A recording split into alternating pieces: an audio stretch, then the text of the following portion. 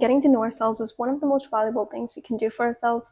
The way we interact with others, handle challenges, make decisions, and pursue our goals is heavily influenced by who we are. The better we understand ourselves, the easier it becomes for us to make choices that actually align with us. Here's a Carl Jung quote that I really love. Until you make the unconscious conscious, it will rule your life and you will call it fate. In other words, there are patterns, preferences, strengths, weaknesses, and tendencies that influence our behavior, whether we are aware of them or not. When we become aware of them, things start to make more sense. We understand why certain environments bring out the best in us, why it's easier for us to talk to some people and not with others, and why certain jobs, careers, hobbies excite us more than others. No framework can fully explain who we are. Human beings are too complex for that. But the right framework can help you understand yourself in ways that you might not have considered before. It can help you identify your natural strengths, recognize your blind spots, understand your preferences, and explain why you think and behave the way you do. I encourage you to look at these frameworks through the lens of curiosity and critical thinking. Let them inform your understanding of yourself, but don't let them define you. The first test that I'm going to discuss is the Myers-Briggs Type Indicator, or the MBTI. The MBTI is designed to help people understand how they naturally use their minds. Specifically, it looks at how you prefer to take in information and make decisions. These preferences influence how you see the world, solve problems, communicate with others, and how you approach different situations. The keyword here is preference. Just because you prefer one approach doesn't mean you can't use the others. We all use both sides depending on the situation, but naturally, most of us will use one side over the other. Based on these combinations, the assessment places people in one of the 16 personality types. The MBTI identifies these preferences across 4 pairs of opposites, which together form your 4-letter personality type. The 4 personality preferences are introversion versus extroversion, sensing versus intuition, thinking versus feeling, judging versus perceiving. First, introversion versus extroversion. This describes where you naturally direct your energy and attention. Extroverts tend to feel energized by outside world and interacting with others, while introverts recharge by reflecting on their inner world. Second, sensing versus intuition. This describes how you prefer to gather information. Sensing types focus on concrete details and present realities, while intuitive types focuses on patterns, meanings, and future possibilities. Third, thinking versus feeling. This describes how you make decisions. Thinking types tend to rely on logic and objective principles, while feeling types prioritize personal values and the impact decisions have on people. And fourth, judging versus perceiving. This describes how you prefer to approach life. Judging types enjoy structure, planning, and making decisions, while perceiving types prefer flexibility, keeping options open, and adapting as new information comes in. Another interesting feature of this test is that once you receive your personality type, the website will show you fictional characters and well-known public figures who are often associated with the same type. Seeing who else falls into your personality type can be fun and make it a little easier to understand the traits and tendencies linked to your personality. If you would like to take the test yourself, you can do it for free on 16personalities.com. After answering the questions, you'll receive your 4-letter personality type. Understanding your type doesn't mean that you have locked yourself in one way of behaving. It simply gives you greater self-awareness.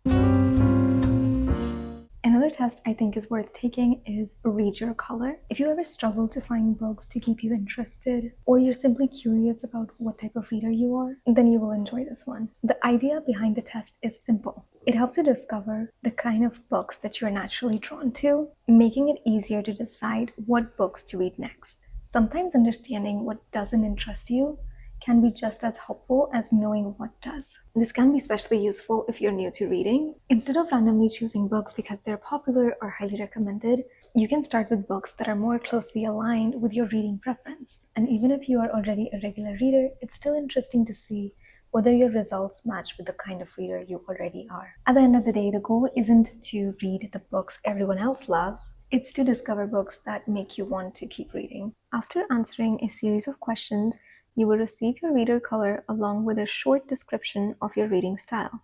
The results also show where you fit on the reading compass, your weakest color, and a list of book recommendations based on your results. One thing I found interesting is that it tells you not only what you're likely to enjoy, but also what you're less likely drawn to.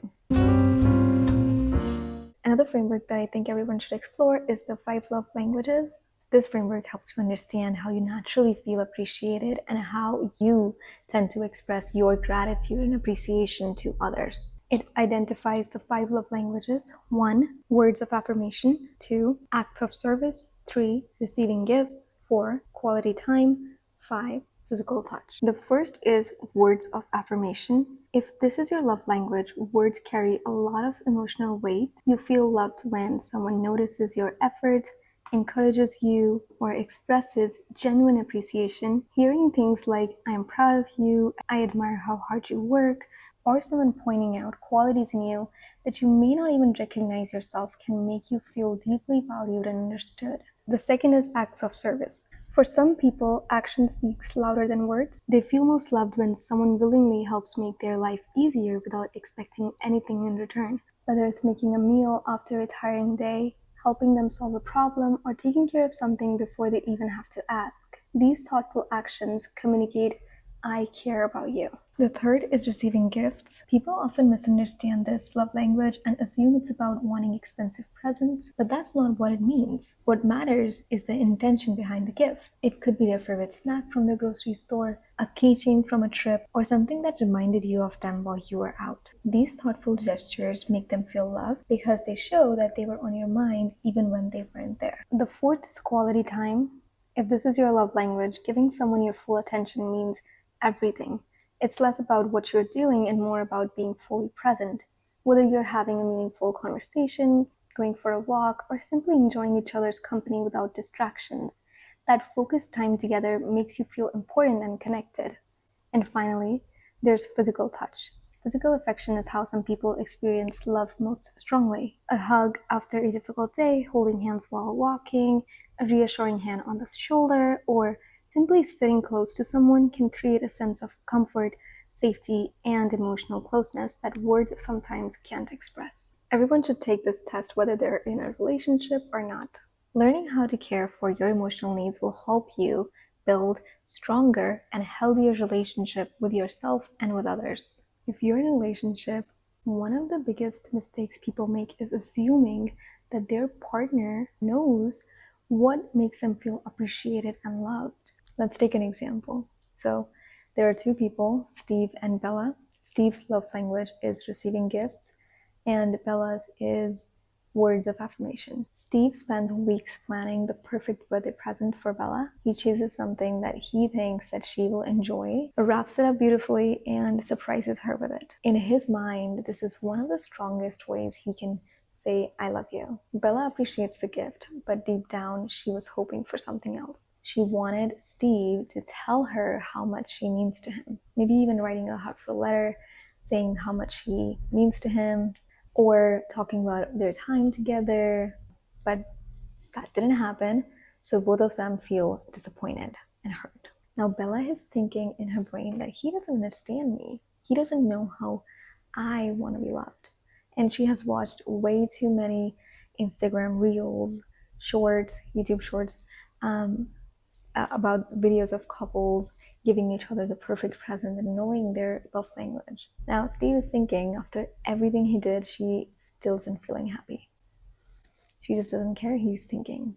Or she's just not grateful for his present for her. The problem isn't that either of them don't care.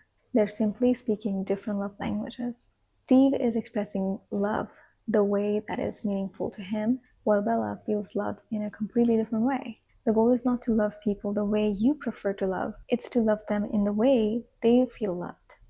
Get to know your love language, because if you don't, then you're just gonna wait for someone else to give you that. And don't do that. Give yourself these things first. If you found this interesting and want to understand this in a deeper level, then I highly recommend reading The 5 Love Languages by Gary Chapman. The book goes far beyond what I covered in this video. It includes a love language quiz that you and your partner can do together to find out your primary love language. And there are practical ideas that you guys can do together.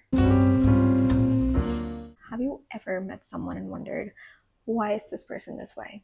Maybe they overthink every situation. Maybe they're direct and impatient. Or maybe they love talking to other people while someone else, on the other hand, can't seem to get a word in. It's easy to assume that people are being rude, difficult, or unreasonable.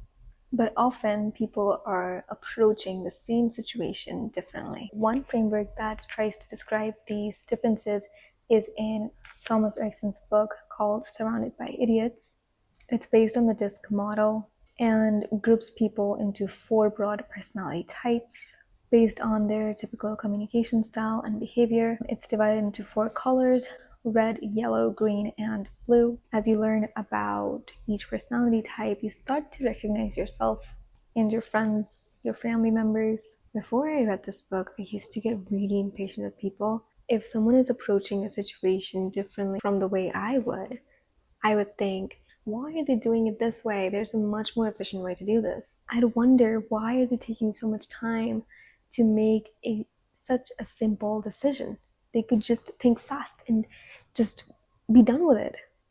I knew logically that my perspective wasn't the only perspective, but actually practicing that in everyday life was much harder.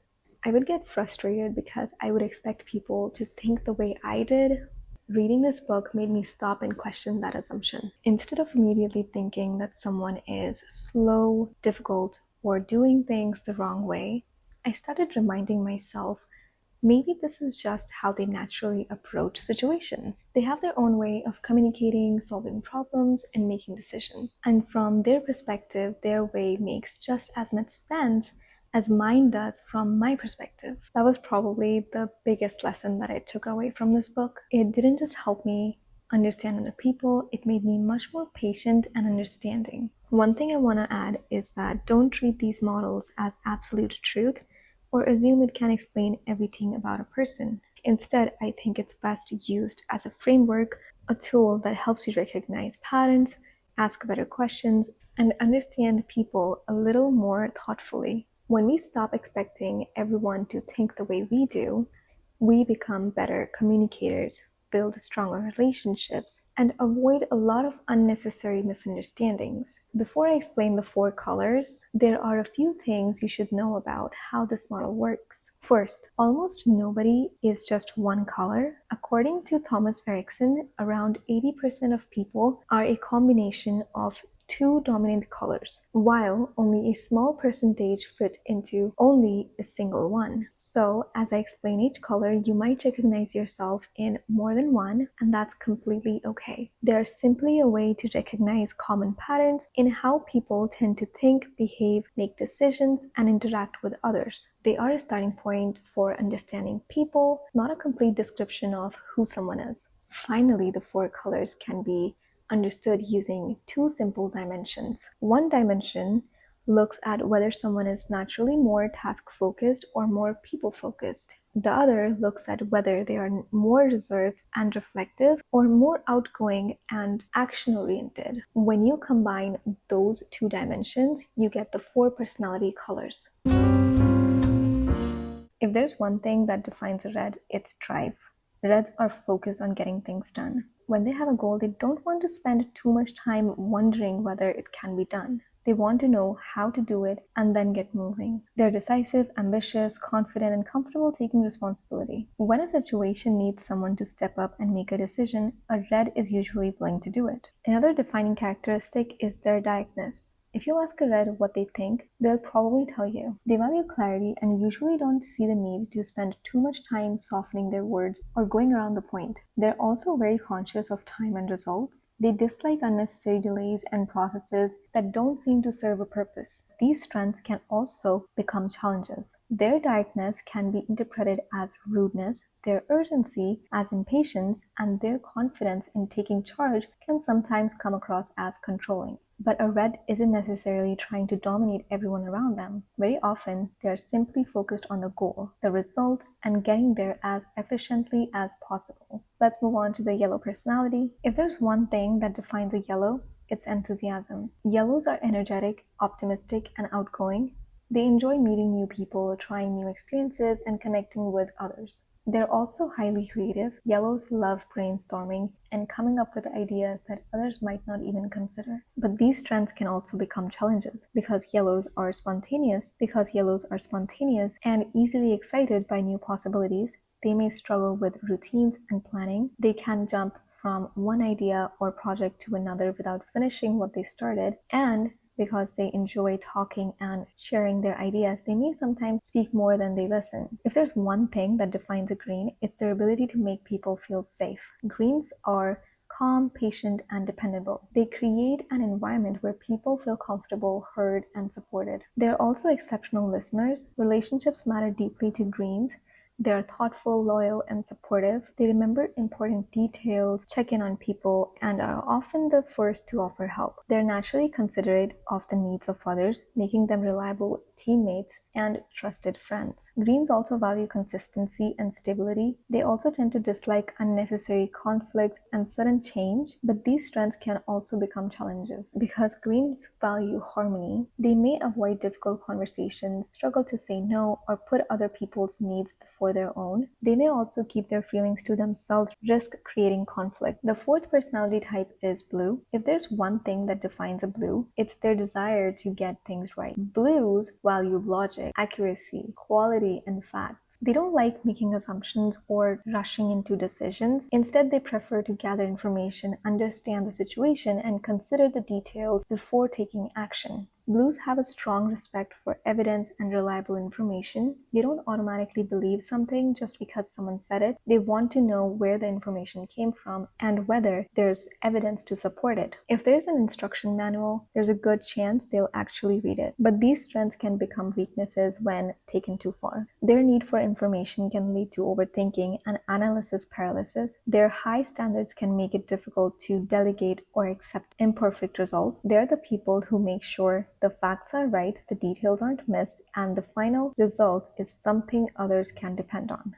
If you want to find which color you are, there is an official DISC assessment that you can take. Just keep in mind that it is not free, but it does give you a detailed report of your results. I'll leave the link in the description. And that's it for today's video. I hope you guys did enjoy it and found these frameworks as interesting as I did and discovered yourself in the way. If you want to explore these topics further, I'll leave the books and resources that I mentioned in the description. Thank you for watching, and maybe I'll see you in the next video.